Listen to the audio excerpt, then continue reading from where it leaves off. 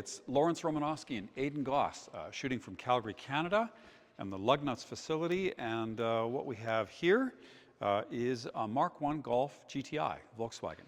I think it can lay a legitimate claim to the word iconic.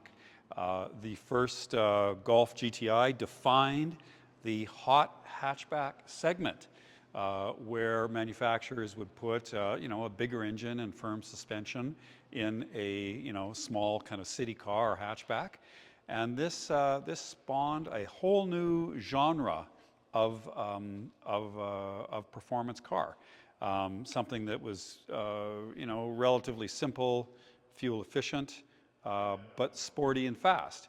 And this is 1981. And it came out in an era where the catalytic converters were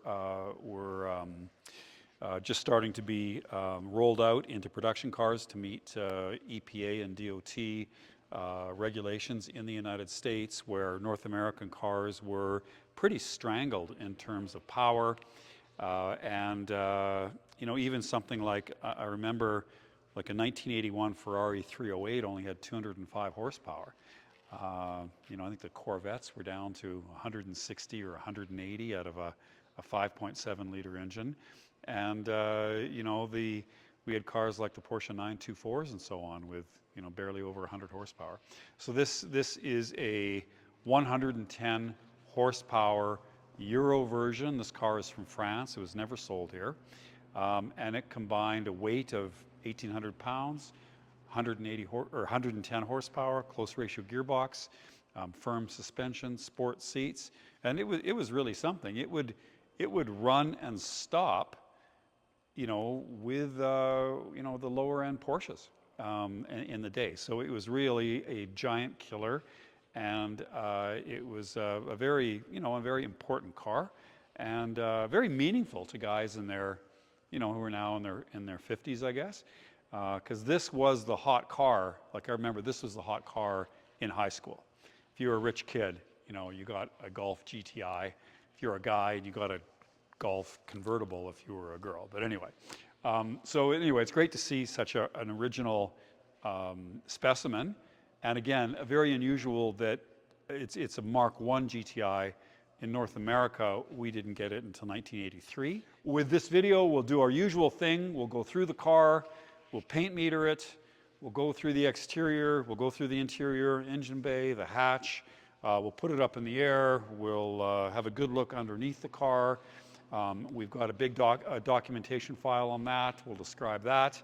And we'll kind of go through every square inch of this car so that anybody buying online will have the benefit of a video that might take as much as an hour, and 200 or 300 photographs, digitized all the documentation, and by the end of that, looking at all the documentation, the images, the video, etc., we'll do a drive on the car, cold start on the car. You'll know exactly what you are bidding on online. So with that, let's start with the little bit about this car, and then we'll get into the interior and exterior walkarounds, etc. Okay, so about the Golf GTI. Well, I guess you have to go back to the Golf, 1974, and the Beetle is still in production. Whatever it came out in the late 40s with, 25 horsepower or something like that. They sold millions of them and kept on updating it over the years. And it was in production, I think it was in production into the 90s in some locations in Mexico. But for 1974, it was phased out in North America, and they introduced the Golf. So the Golf was designed by none other than Giorgetto Giugiaro, who, among other things, was named the Automotive Designer of the Century, no less, and also was an industrial designer who did other things besides cars. But he's best known for the Mk1 Golf and this sort of folded paper 1970s aesthetic, which gave us everything from the 105 series Alfa Romeos, like the 2000 GTVs, the Maserati Bora, the BMW M1, Lotus Esprit S1. We've got the Maserati Ghibli, Iso Griffo, Di Tommaso Mangusta, Maserati Murak, and then a bunch of more modern cars as well. He also did, I think, the first Fiat Panda, Multipla, etc. So it's a Giugiaro design, and it replaced the venerable VW Beetle in 1974. And so by 1976, they came out with a GTI. This is something of a skunk work project where some of the engineers developed a hot version by kind of raiding the corporate parts bin to include a 1.6 liter fuel injected Audi engine with 110 horsepower. The standard Golf for North America had 77 horsepower. Okay, so almost a 50% increase in power. It got seats from the Scirocco, and we can show the dash. And pardon the, I guess you can show the Ferrari being delivered here. The Jetta dash and seats from the period Scirocco. So, a really successful parts bin car, which then added together created, the first of the hot hatchbacks. So during this era, there wasn't a lot for car enthusiasts in North America to be, that excited about. After the oil embargo and the oil crisis of 1973, all the manufacturers started pulling back their, or just about all of them, their performance models, and that happened. And then a few years after that, the EPA started to mandate catalytic converters and emission controls on the vehicles. And so in the mid-70s, it was really hard to get any vehicle even just to run properly. And many manufacturers just couldn't make it, couldn't do it, and they were just not, the US market was just too difficult to have their cars meet these emissions. Other manufacturers put in very, very primitive methods to meet these EPA regulations. I remember Maserati's solution was just to immediately rev the engine to 3,000 RPM as soon as you started it. That was their solution to meeting the EPA, which didn't bode well for long-term durability.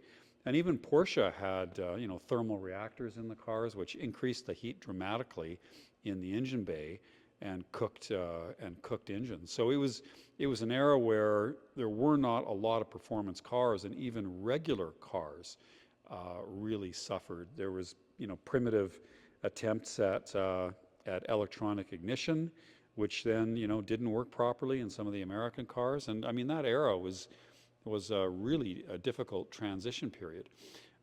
So it was mostly solved with the advent of electronic fuel injection, and later in the 80s, digital engine management.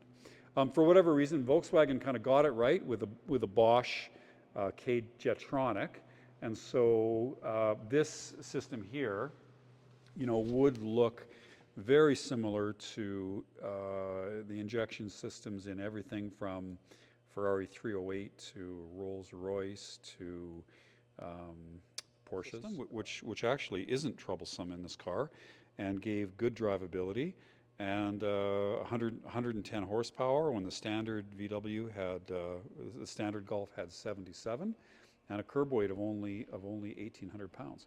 Now they couldn't federalize this engine, and so this car was not imported into North America. And the North American cars would have had larger bumpers. They wouldn't have had the right headlights, or sorry, the halogen headlights. And there were a host of things that you just couldn't get in North America, and all the good stuff was in Europe only. And like I said, there were lots of cars that were phased out in this era. You couldn't buy a 930 turbo in the US. And generally, the hot versions of most of the cars were unavailable in the U.S., and also U.S. cars had, you know, much heavier bumpers and so on. And this was the whole era of the gray market cars, where they were brought in and federalized to varying degrees of engineering and quality and so forth. Okay. So this particular car was a French market car, sold new in France. It lived in France until about 2006, and then it came over to the US. It lived in the US until 2019, at which point it was put on Bring a Trailer and bought by a Calgary guy who then took it up from the US into Canada, and it's been living in Canada since. So this car has about 173,000 kilometers as it sits, and I believe it came into Canada with about 150 or so in 2019. So the current owners put 20,000 kilometers on it. We'll go through it later in the video, but we've got a service file that goes all the way back to, I think, the early 90s, around 65,000 kilometers or so on. Okay, so then we have service records, you know, going back almost 30 years, or a bit over 30 years for the car. And, you know, I've got the history in the French history, the US history, and the Canadian history, and three kind of nice collections of evidence of solid servicing for those three, you know, what I think you can describe as enthusiast owners of the car. Okay, so I've laid out the documentation on this 1981 Mk1 GTI, and what we have is a build record from the Auto Museum, Volkswagen archives, and we have the French history, we have the American history, and we have the Canadian history. So we can start here and see that it was built on October 30th, 1981. And then we can go into this bit here, which is all the French history. And this is from 1993.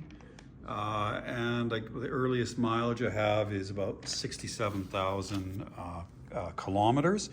And I looked through all of this. The franc was worth about 5 to the Canadian dollar back then. So $5,000 would be $1,000, etc. And so we can go through that. I didn't see anything unusual. Oil changes and spark plugs and brakes and suspension and so forth. There's no engine rebuilds or anything that I could, any major issues. No evidence of any collision. We can go to, so that is the French history, and then it goes to the U.S. and I pick it up in around 2005. So I've got 93 to in the early 2000s. I get it picked up in 2005, and we have it. I guess we have some registration documents, and I've got a nice letter here, which this is from the original owner, who says, what a surprise. I never thought of seeing my good old GTI, and even less in America. I thought it must have been scrapped a long time ago. I had bought it brand new in 1981 from a Volkswagen car dealer in Paris, the 12th district, and I'd always kept it in good working order. In those years, we spent most of the summer holidays in North Italy with our little boy on the Adriatic beaches. My goodness, what a car it was. People stopped to have a long look at it. A fuel-injected engine. I kept it 7 years and never had an accident with it. Since then, I have replaced it with 5 or 6 other VW cars. The car I'm driving now is still a Golf, but not a GTI. I'm getting too old for that sort of a car. Thank you to have sent me the photo of the only car I really appreciated, and which reminds me of my younger years. That's kind of nice. And then we've got lots of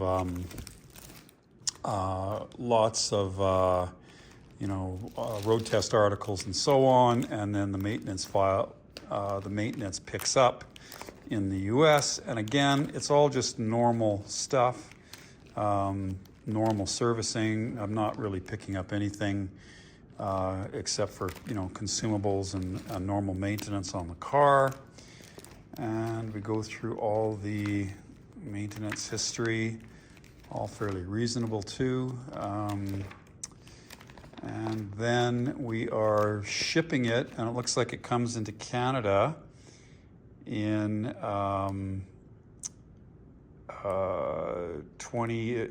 December of 2018. Okay, that's the Form 1. And it gets sold on Bring a Trailer. I've got the US title there. And this was also in the old BAT auction. And we've got the itemized spreadsheet of all the work from March of 06. Oh, so from July of 2018 all the way up to March of 06. March 06, 148K to 155. So it looks like it was driven in Europe until about 150K. It was in the US for a long time, 06 to 2018, and I only got 5,000 kilometers on it then. And then it comes into Canada, and then we go to the current owner.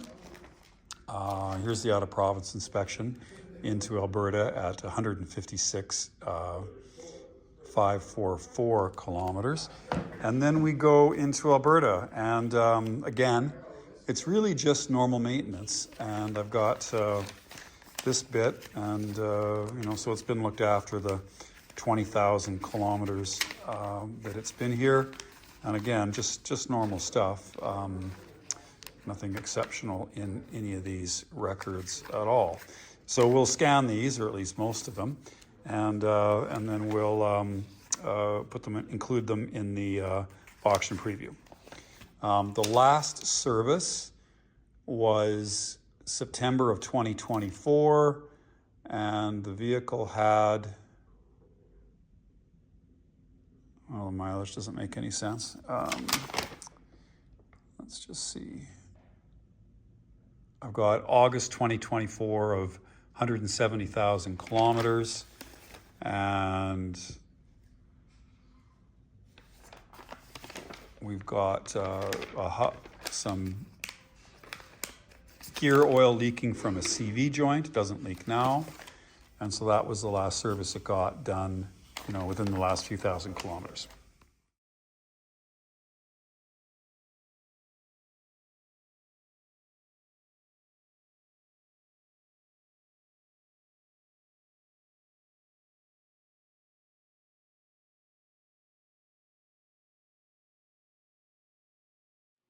Okay, so let's do an exterior walk around. Now the car did get a repaint in its original color. I can't remember if it's glacier white or not sure what exactly the white color. I have it in the binder, but it got a repaint in France, so pre 2006. So the paint on this car is at least 20 years old.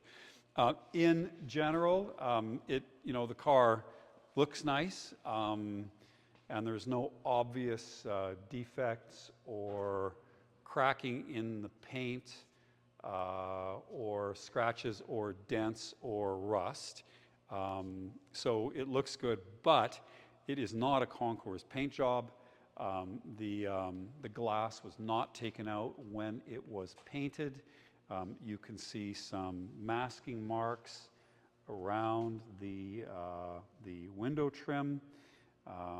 You can, if you look, you can see, where the car was masked. There is some paint that you can see on, the weather strips where it was masked. Okay, so if you look carefully, you can tell that it is just, for this kind of a car, it would have been kind of an average paint job.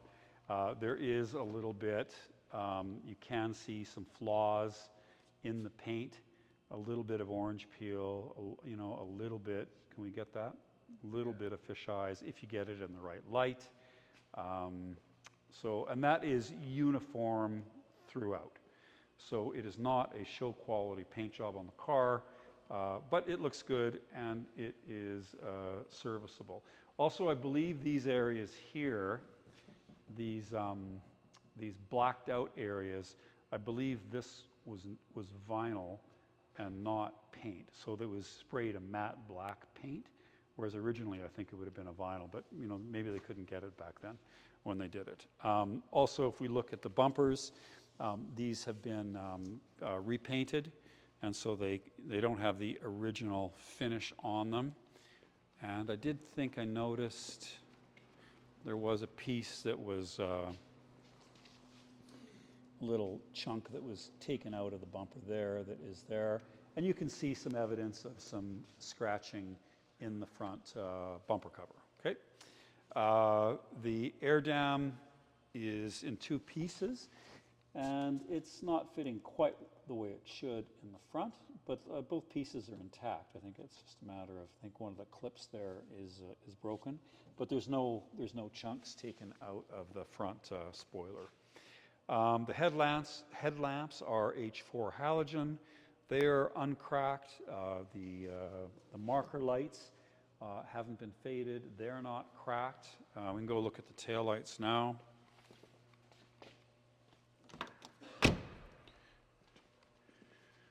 The taillights look good. Badging looks good. There's no chunks taken out of the rear bumper. The silencer looks recent. Okay. Wiper blade, all that stuff is there. The blades are supple.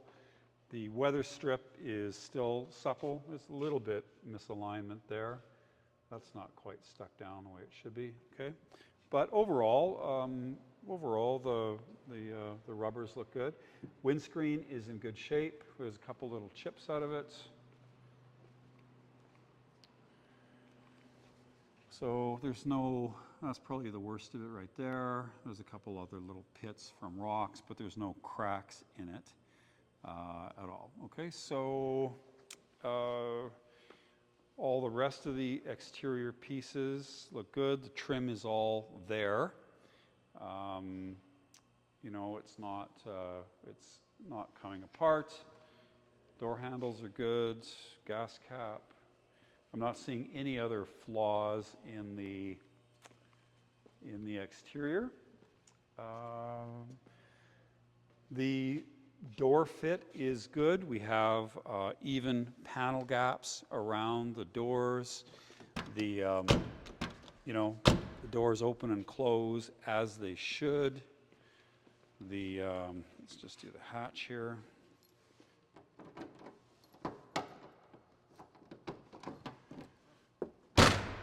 The hatch closes as it should. Passenger door, again, good gaps. I don't see any misalignment issues. No evidence of being in an accident. The door strikers don't look like they've ever moved. The doors shut as they should, okay? For the wheels, these wouldn't be the stock wheels that would have come with the car. They'd be from a later Golf. We've got a little bit of curb rash on this one. We've got Uniroyal Tiger Paw tires, 185/60 14s, and looking for a date code in 2020. So the tires have lots of tread. They're 5 years old. The vehicle's always been stored indoors, so I don't think it needs new tires. Okay, so that rim has a little bit of curb rash on it.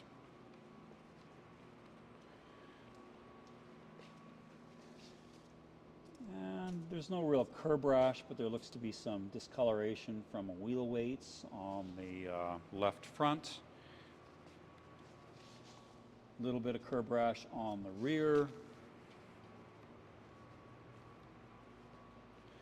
Left rear. And the right rear, again, no curb rash, but you can see where there would have been wheel weights there, and some of the clear coat has peeled off that area. Okay, so, cosmetically the car is decent. It's a driver. It's not a show car.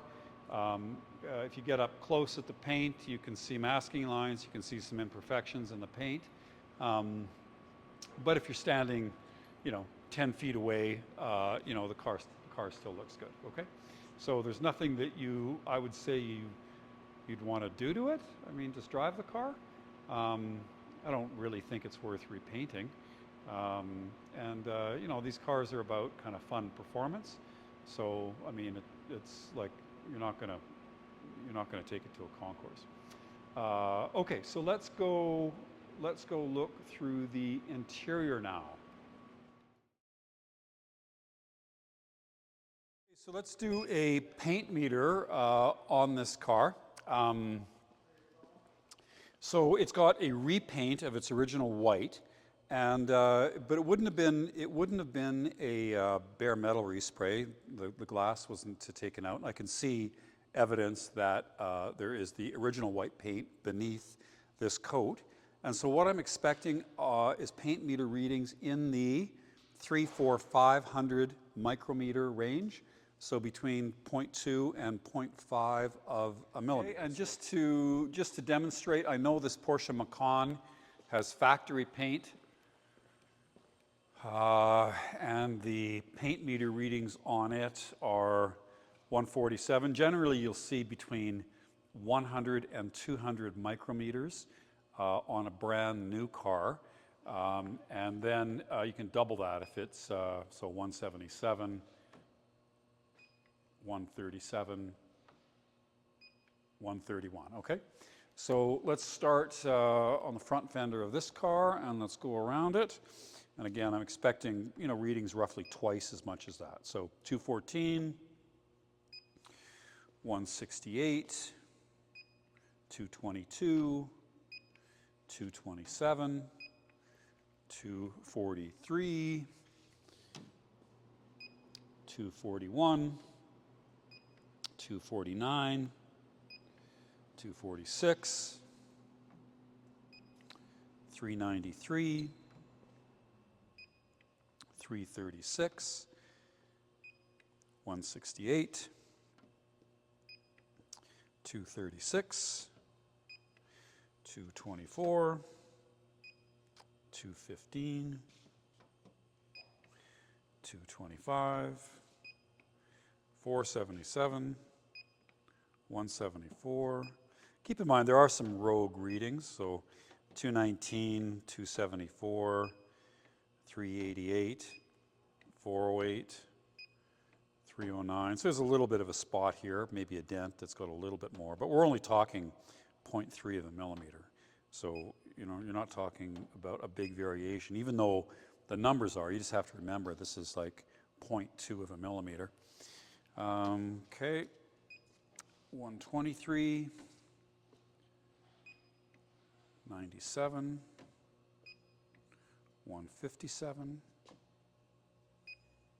215, 198, 225, 300, 242, 155, 158, 225, 256, 226, 231, 232. Okay, so all of this is consistent with a single repaint over the original white paint. I don't see any areas where there's any excess filler. I think the biggest number that we saw was, I think, in the 400s somewhere, so it's still only 0.4 of a millimeter. If we were, if we had a car with a lot of filler in it, we might get, 1,000 micrometers or 1 millimeter or even more. Just to put it in perspective, if I get a Resto Mod, I get, 500, 600, and that can go all the way up to a millimeter for a car like that. Factory paint, like original paint, is usually between 100 and 200, and we're seeing a range in this car between about 160 and 400. So anyway, that all checks out and verifies my initial assessment based on the panel fit and looking at the spot welds under the hood and in the trunk. that it's an accident-free vehicle, or at least free of any major accident anyway. The body shell is almost completely unrusty, and there's no excess filler in the car at all. So the body shell in this car is sound, and we've got consistent paint meter readings throughout.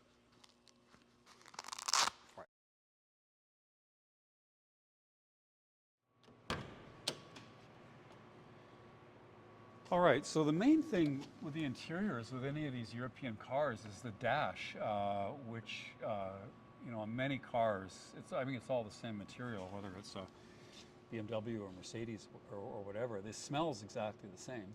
And we can see that the dash isn't cracked and or warped. And I mean, that can easily, that happens very, very often. It's really hard to find any of these cars without a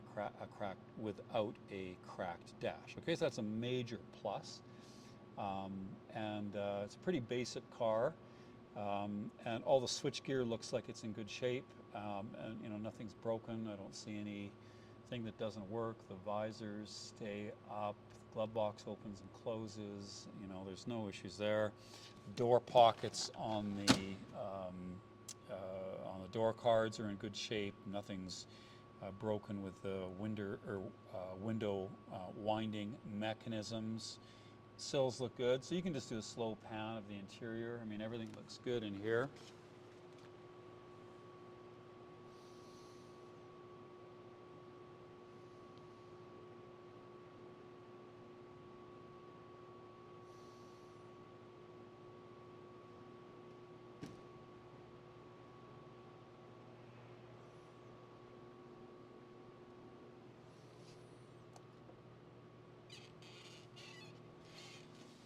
Doesn't look like anybody's ever been in the back. And this interior, I believe, is from the Scirocco, if I'm to believe what the internet tells me.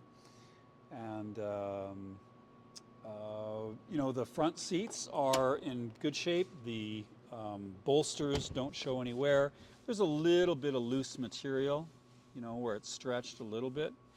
And I bet you could even fix that just with just getting it wet and letting it dry out properly. But anyway, the seats are in nice shape, supportive, comfortable. The fabric is a little bit loose on both seat bases. Otherwise, they're perfect. We can see the golf ball. I don't think we got that in North America. The golf ball shifter, and that's about it. The carpets are in nice shape. Doesn't look like it's ever been winter driven because you get caked on salt and so forth. And the interior is presentable. Headliner is in good shape. There's no rips there. Want a little bit of a light to help. Let's maybe get the carpets and stuff. It's all nice in there.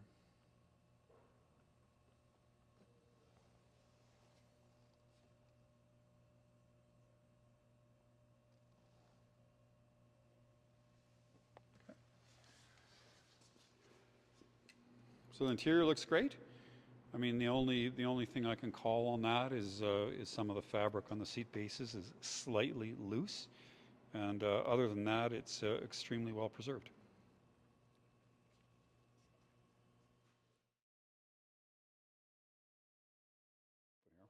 Let's take a close look at this engine while the bonnet is open here. So it's a 1.6 liter, 110 horsepower engine. And I believe I think the stock Golf in the US had only 77 horsepower. So, almost a 50% bump in power, and I think 10 or 15 pound-feet of torque bump as well. It's a higher compression engine. I think this is 9.5 to 1, if I'm not mistaken, versus I don't know what the US version had, maybe 8 or something like that. So it's got different injection, different pistons, different exhaust, etc. So it's a completely different engine than what we would have got in North America, which is basically, I think in North America we got a 1.8 liter, like a bigger engine, tuned for emissions and low end torque. Okay, so this is the performance variant on it. I do not believe the engine's ever been rebuilt, but it's got like a solid, solid maintenance history. And here we have the Bosch fuel injection, and so we've got a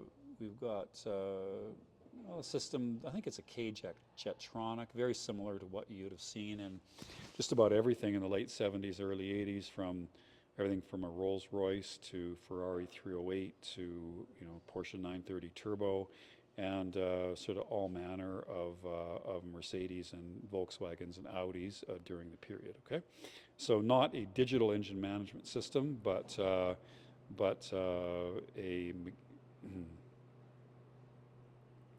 okay. So it's a so anyway it's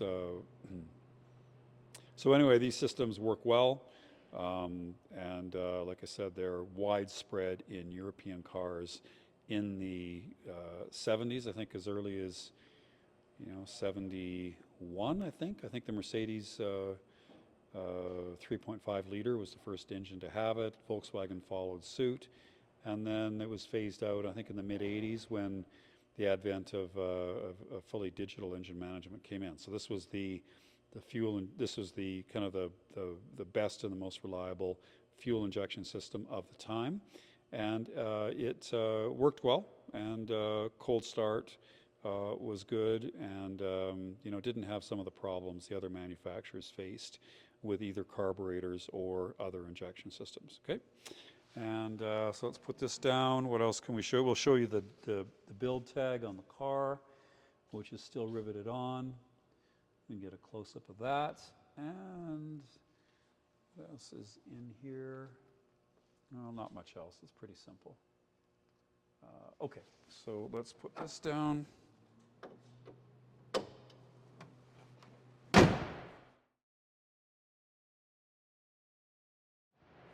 We can have a look at the trunk area.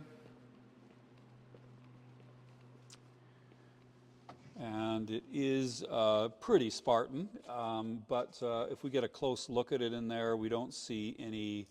Let me get a light.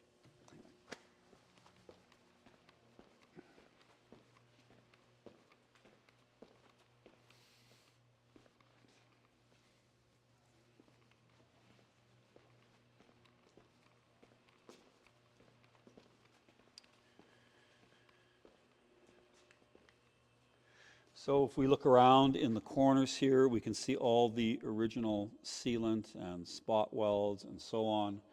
And there's no evidence of any collision in the car, which we could see. We could undo this, and we get, again, we can have a look through here.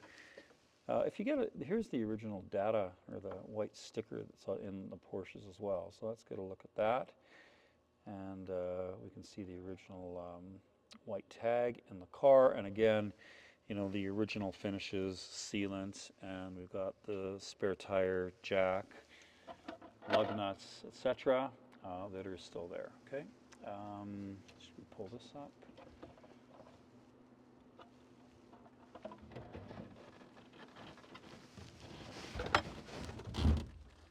And we can pull that up and have a look underneath, and again, we don't see any evidence of any damage in there or any rust. Okay, so I'll put that back. All right, the parcel cover is in good shape. Just do that. And so that's in nice shape. And what else can we show you? And we don't see any rust in the hatch areas, or in the surround for the hatchback. So all that looks good. No evidence that the latch mechanism has been modified, and we can take a look at that as well, or that moved around, or that it was misaligned in any way. Okay.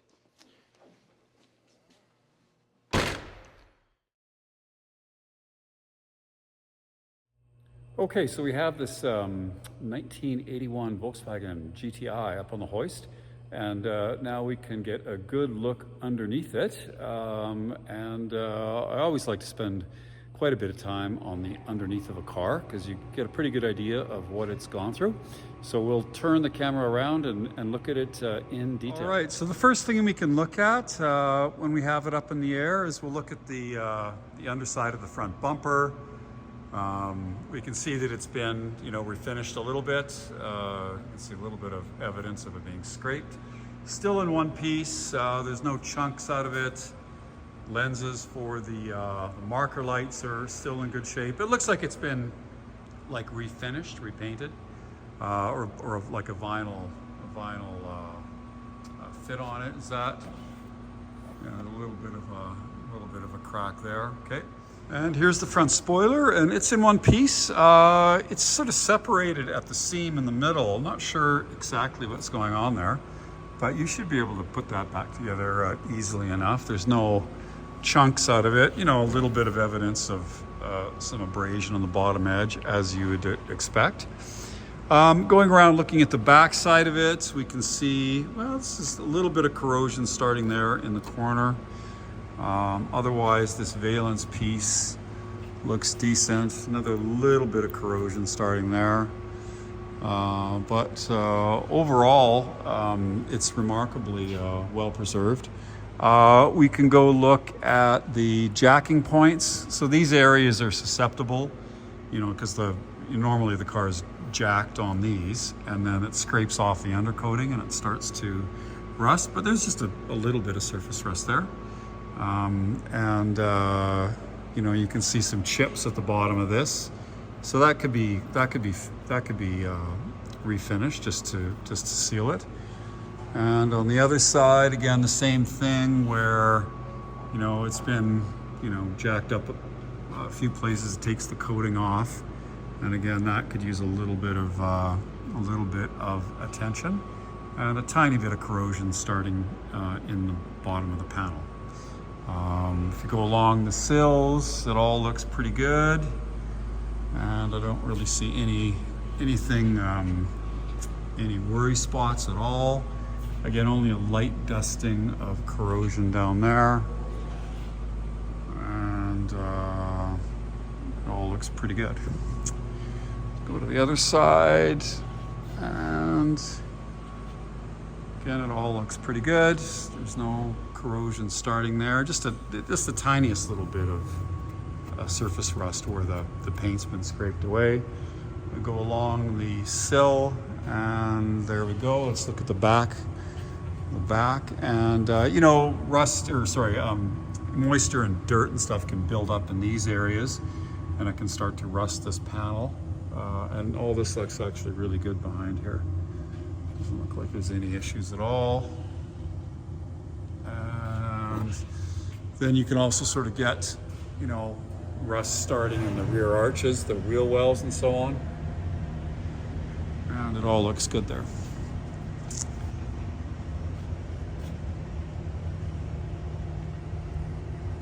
Okay.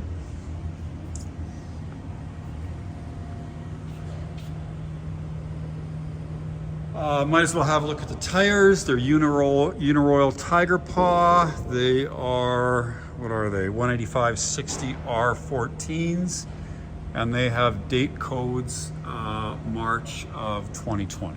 Okay, they have lots of tread on them, but obviously the car hasn't been driven that much. Underneath the cars, well, we can look for a bunch of stuff. I guess we might as well start looking for some oil leaks. Okay, looking at the engine from the bottom, we see that it's not wet. I think there's a tiny little bit of oil on that fastener there, but very minor. Let's see those numbers on the bell housing. We can look at the front of the engine. A little bit of misting of oil, but nothing that's really a drip. I don't see any drips from the sump or the gearbox. So all that looks pretty good. Let's see. We'll just look for brake. Look at the brakes. There's no brake fluid leaks. The boots for the CV look good. They're not torn. What else can we look at here?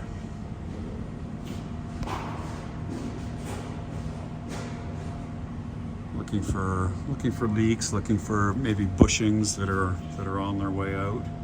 All the bushings look pretty good. You know, they're not starting to crack. There's no damage I can see underneath the car. These A-arms look in nice shape.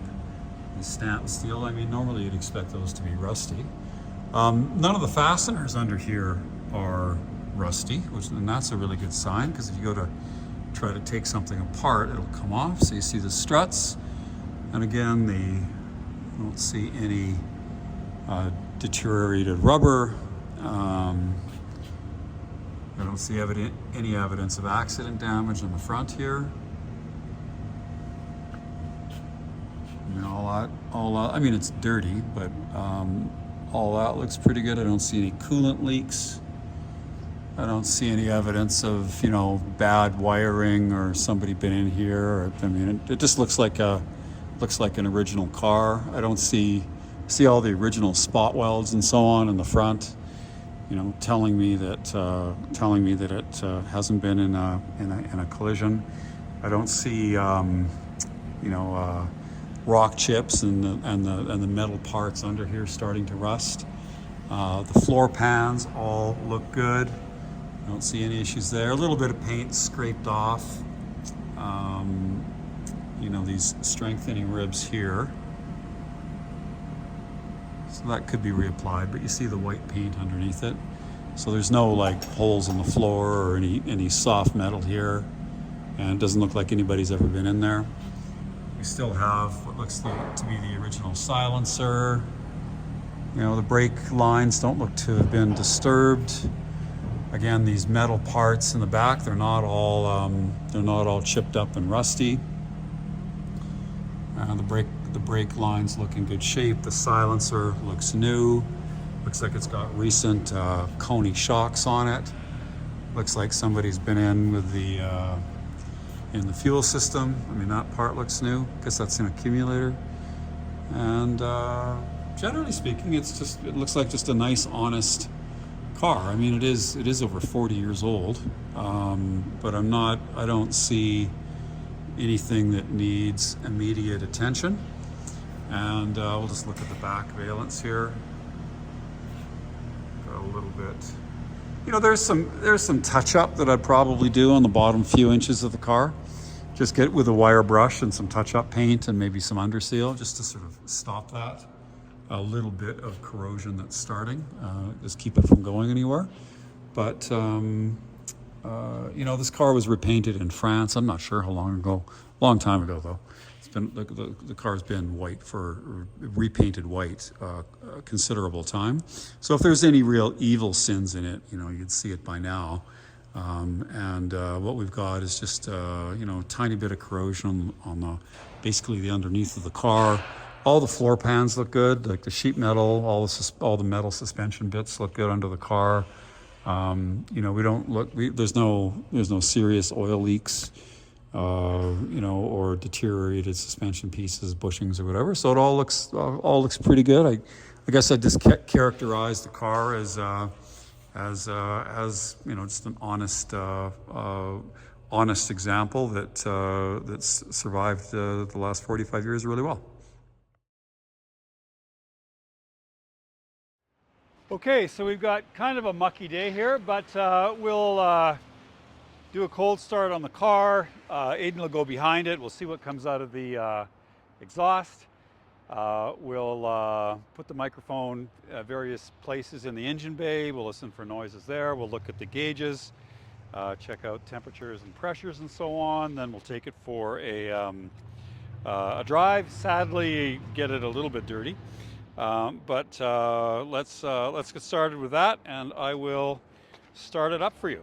I'll take the microphone and put it next to the exhaust as well, so you can hear that.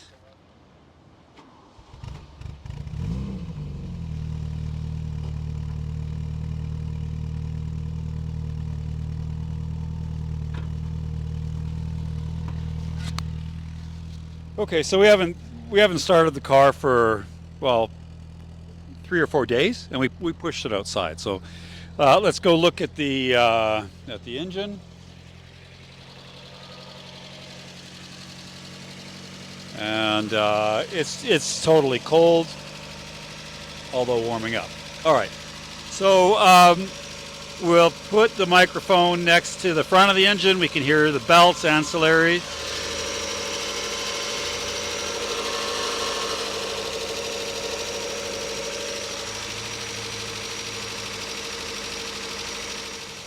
Listen to the valve train.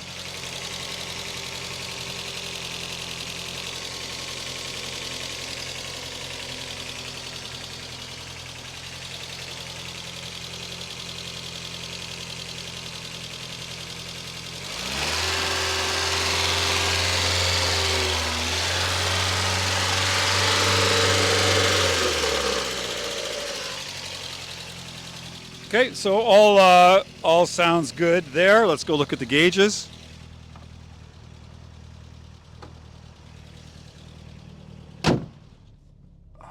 Okay, so it's been a while since I've driven a Golf GTI. Brings back lots of memories.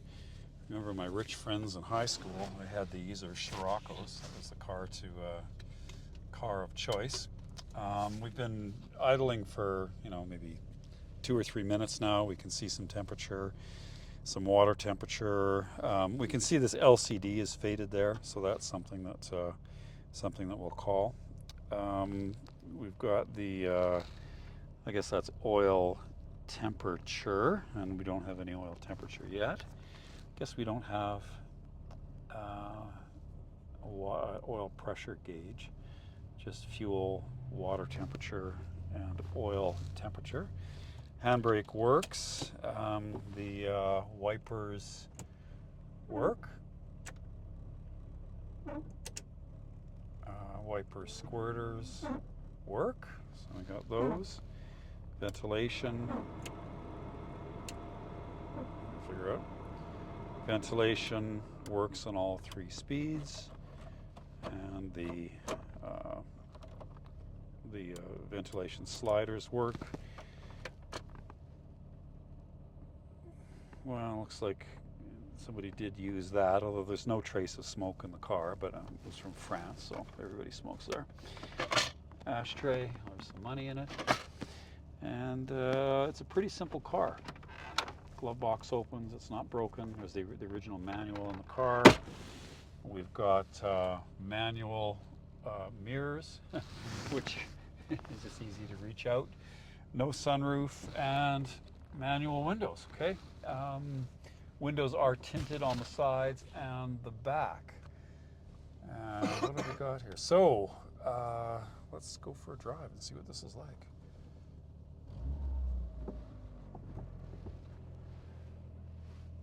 Close ratio 5-speed gearbox. Okay, the clutch take-up is nice. There's no juddering.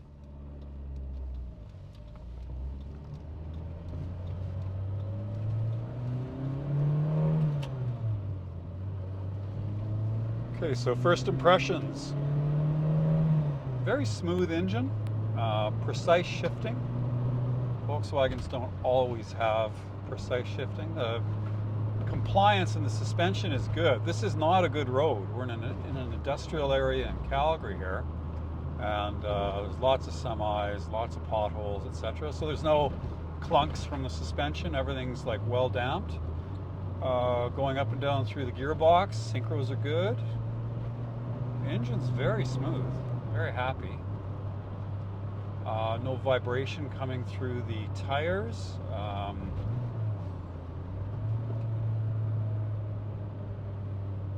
No vibration through the brake discs. Very willing engine.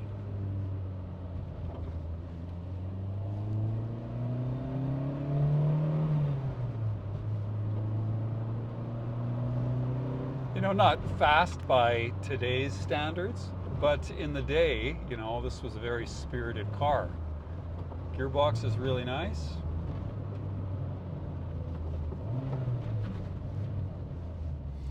It's fun. It's fun. Not a lot of power. relatively, but you know, it feels smooth and willing and eager, and you know, the sensations are nice. It's got that characteristic sort of VW kind of vibration at idle, which I remember from university, and very positive throws, tight steering, good visibility. You know, there's a reason why this car started the basically the hot hatch genre of affordable performance cars in the 70s. You know, coupled with good reliability, parts availability. You know, doesn't cost a lot to maintain. Good fuel economy. You know, you can drive the car. You know, it can easily be a daily driver, although you don't want to drive it in the winter. But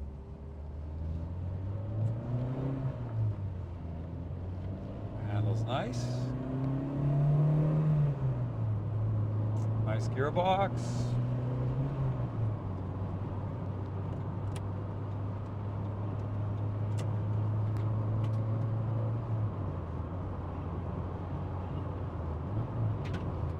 I mean, a country road would be a lot nicer than dodging these big trucks, but you get the idea.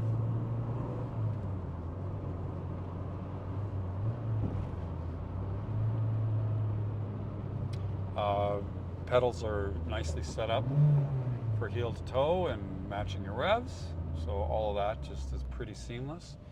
You know, it's a car you can just get in and drive right away. It doesn't really require any familiarization. It's, I mean, anybody can drive this car. Great car to learn on. It'd be a great car to, you know, good car for a young person to have, I think, as it was in the day.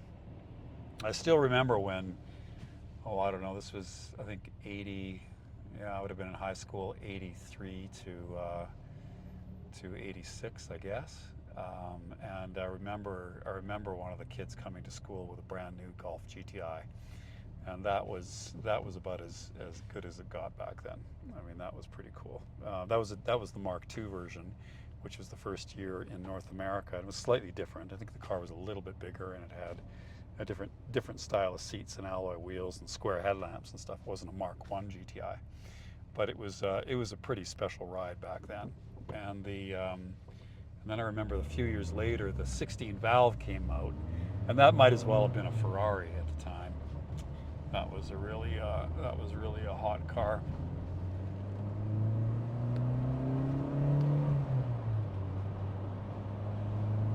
But it easily keeps up with traffic, and it's surprisingly refined and quiet inside. Wasn't expecting that either. There's a lot more modern cars that have considerably more road noise than this.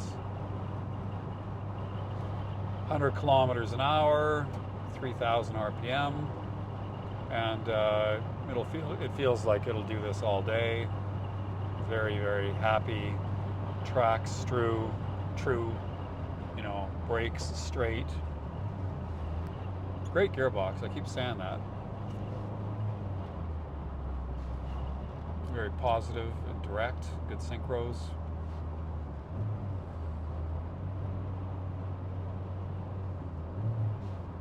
Can I get the gearbox?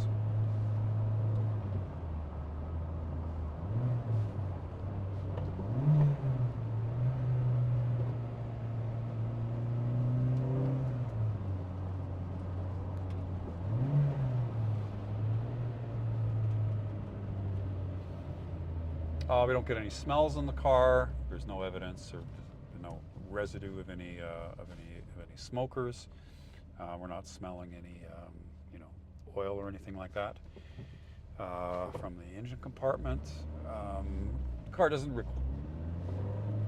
I don't think the car needs anything in terms of servicing or maintenance. I mean, it's all got a solid service history from all the way back to the early 90s.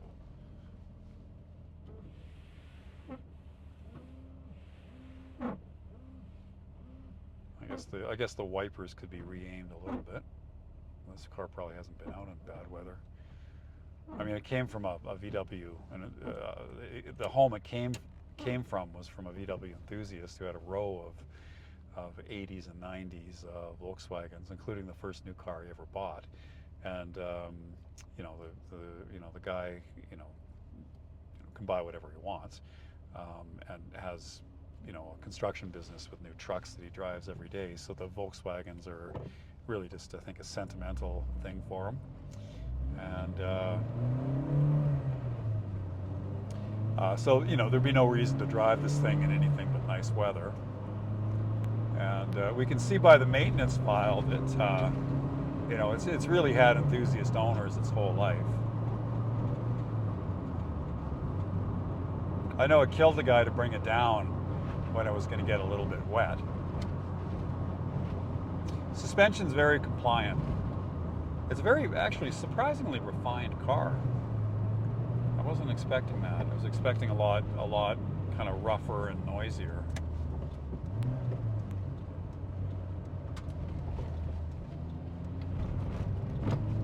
Handle's nice. You can even, it's on small tires, so the car moves around a little bit.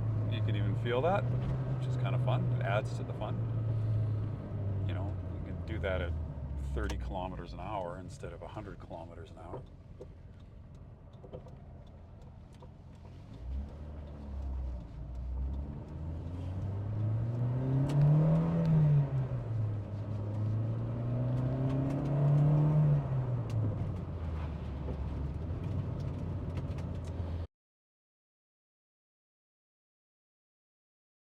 All right.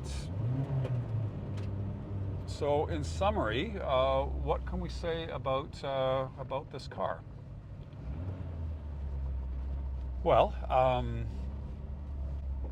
it's a Mark 1 GTI. So you got a really rare car, a Mark 1 GTI, and then you've got a really well-preserved example of it that critically isn't rusty, and there's no evidence of any accident damage on it. So we've got like a good body shell, and we've got an original car, and that's uncorroded, of the original Mark 1 GTI, very seldom seen in North America. So that right off the bat makes it an unusual and really desirable find. The Mark 1 version of the GTI was the first hot hatch. I mean, if you do a list of the most significant cars of the second half of the 20th century, you've got your Corvette and 911, and Citroën DS, and I don't know what else you want to put in that list.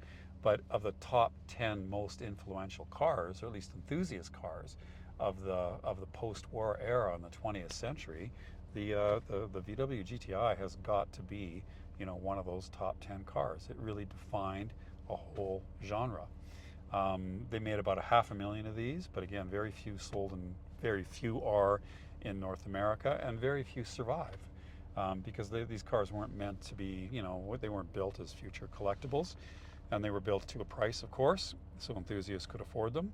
And so most of them have been crashed or miled out or wrecked or whatever. So finding one in nice shape is really unusual. Okay, we've got a good interior. The dash hasn't been cracked, and it hasn't been modified. There's no aftermarket sound system with speakers drilled in various parts of it. Suspension hasn't been modified. I mean, it has later VW wheels, but that's easy to put back if you wanted to. And stock original car, drives nicely. It's got from at least the early 90s, it's got enthusiast owners and a solid maintenance history. It doesn't need anything in terms of servicing at the moment. There's no leaks no major leaks that we detected. I mean, there's a little bit of wetness under the engine, but no drips on the floor, and no problems with the car. The only thing that I can see that doesn't work is this LED screen in the center of the dash. 173,545 kilometers, and this should bring back a lot of great memories for guys that are my age, as well as be you know, a very analog, you know, analog alternative for, you know, a younger person who's learning to drive or something like that. So anyway, a really cool car. I'm glad to handle it. We have all kinds of crazy cars that come through here, but never had one of these, and so pleased to represent it. Thank you very much, Lawrence Romanosky and Aidan Goss from Calgary, Canada, and the 1981 Volkswagen GTI Mark 1.